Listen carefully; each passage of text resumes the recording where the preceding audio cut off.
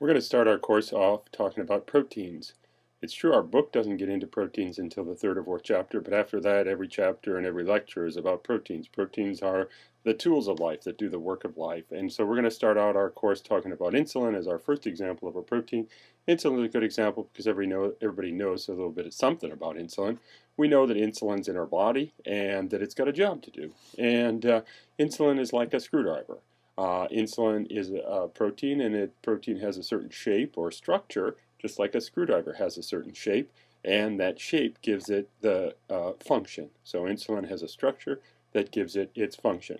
We're going to look at several proteins in this course. As we go through the course, you don't need to memorize this list because we'll learn about them as we meet them. And each one has a unique structure that gives it its function. And in our bodies, we have maybe 15,000 to 20,000 different proteins, each one with a special structure and function. And so we're going to start out talking about insulin. And what do we know about insulin? Insulin gets synthesized in the pancreas, and then it gets released into the blood. If we could zoom in on insulin, one molecule of insulin in the blood, it would look like a little screwdriver. It's got a structure, a three-dimensional structure that gives it its function. And of course it doesn't really look like that. It looks more like this. It's a series of several hundred atoms joined together by covalent bonds to make one insulin protein molecule. The chemical reactions between those atoms cause the protein to be folded up in a three-dimensional structure, a shape that gives it its function. Here's the deal with any protein. If you grabbed it and pulled on it, you'd find that it stretches out to be a chain. And that's true for any protein. So we can draw a protein like this too, where this is the chain of the protein. And the chain is made up of individual amino acids joined together in covalent bonds. So a protein is a chain of individual amino acids. There are about 20 common amino acids, so different colored balls like that, about 20 different colors like that make up each protein. And where does that protein come from? We say it will get made in the pancreas, but how does that work? And the answer is, well, we eat proteins in our diet, and those proteins get digested to individual amino acids, and they get absorbed into our blood, like that. So we get individual amino acids from the foods we eat. It's true some amino acids we can make from simpler molecules, but this is a good way to think about it, that individual amino acids get broken down in the food we eat and then absorbed into our blood, travel through our blood, and are picked up by the cells that need them. So the pancreas picks up individual amino acids and it uses those to synthesize insulin, just like this. Okay, so that's where the protein comes from. Now here's an important concept, and that is that in some foods we eat, like maybe you eat a hamburger, and there might be a little bit of beef insulin in the hamburger, like that. So maybe that protein's already there, but we'd never use that protein. We'd break it down and make our own.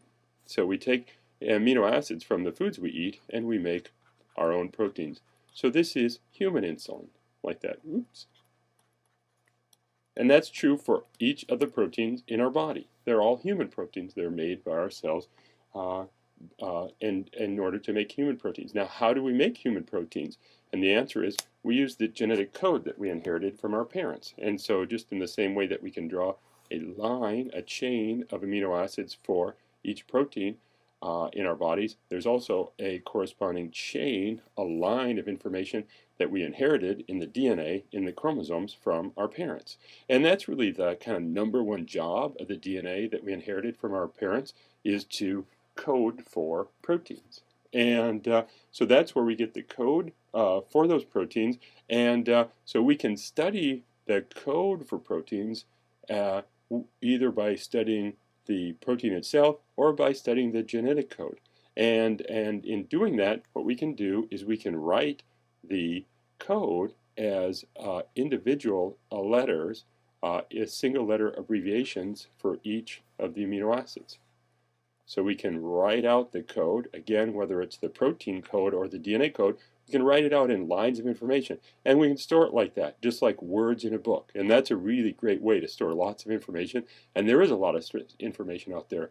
The entire genetic information to code for a human has been read and is available. And we can search through it. And we can search through it and find matches the same way you would do a word search on a computer, or also really similar to how you do a Google search. And when we make those searches, we find that, well, you and I have insulin genes. We can find them in our genetic information, and they look really similar. We can find that match. The computer program that's used to do that search is called a program called BLAST, and so BLAST is just like a word search. And there's lots of information to search through. You know, if you search for the human genetic information, you'd find a really good match, right? Comparing human insulin with other people, you find a really good match. You know, you could also look and compare it to the genes in a cow, and you'd also find a good match there, but it wouldn't be quite as good, right? Like that. So there's a lot of genetic information from a lot of different animals, plants, and bacteria that's available, and it's publicly available. So if you were interested or doing a research project, you could do the searches. One thing that's interesting about a BLAST search is that it ranks the matches. So in that sense, it's a little bit like a Google search, right, where it ranks the matches from 1 to every of them, like that. And here's what it looks like. This is just looking at the best match, the number 1 match. Oops, the number 1 match here is we took a human insulin gene, and that's called our query sequence, and we searched all the genetic information from another person, and we found the best match is their insulin gene. What's the best match? Well, it shows right here on this bar that there's a really good match throughout the entire coding information in the human insulin gene or the human insulin protein. It's really unlikely you would get that by chance. That you would find these two really good matches by chance is really rare. This is just the probability it would happen. It's a rare event. Is it a 1 in a million event? No, it's 1 in 10 times 10 with 62 zeros. So this is a really good match. It's the best match. There aren't any other matches like that because it's the human insulin gene matched with other people. There could be a little bit of difference, but really it would just be a letter or two. And so we can make that comparison, and we see that they're very similar. Comparison between people, the insulin gene looks very similar. It's the best match of all the different genes we have with other people. You and I are both human because we have these genes. That's what we inherited from our parents. Again, all that genetic information is mostly important because it has the code for these proteins that we need to make that are distinctive for people. It's also the source of how, one of the big sources of how you and I are different, is because for the insulin gene, there will be some different versions in the population, like that. And those different versions are called different alleles, and that's one of the important ways that cause people to be different. We're similar, we have all the same genes, that makes us human. We're different because we have some different versions of those genes in our bodies. Like that.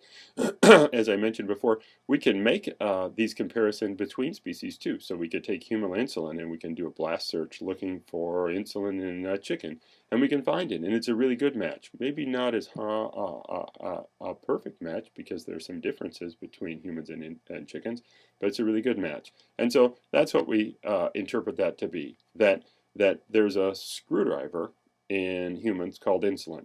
It's a screwdriver because it has a certain structure, and that structure gives it its function. And there's also a screwdriver in chickens, and it's really similar. It has a really similar structure, and it does a really similar function. Maybe their screwdriver is just a different color, like that. But it's very similar, and it's doing the same kind of job. So we can do that, and we can do that with many species, and what we come up with is an interpretation that when we look at species, we can find matching genes, and the interpretation is that those genes were present in a common ancestor, so that why there is this similarity between humans and chickens in their insulin genes is because the last common ancestor between humans and chickens had a screwdriver, and it was doing an important job. It was doing the job of insulin in the body. And there could have been some small changes to it on the path that led to humans, and also some different changes that happen on the path to chickens, but not very many because it could mess it up like that. And if there were changes that messed it up on the path to humans, those organisms that had those mutations were lost like that. So the modern chicken has a good insulin gene, the modern human has a good insulin gene, and it's understood that these are what are called orthologs, and that's an important term that we use a lot in this course. The concept is that orthologs are two genes in different species that share a common ancestral gene. We can find orthologs in a lot of different species, right? Like that.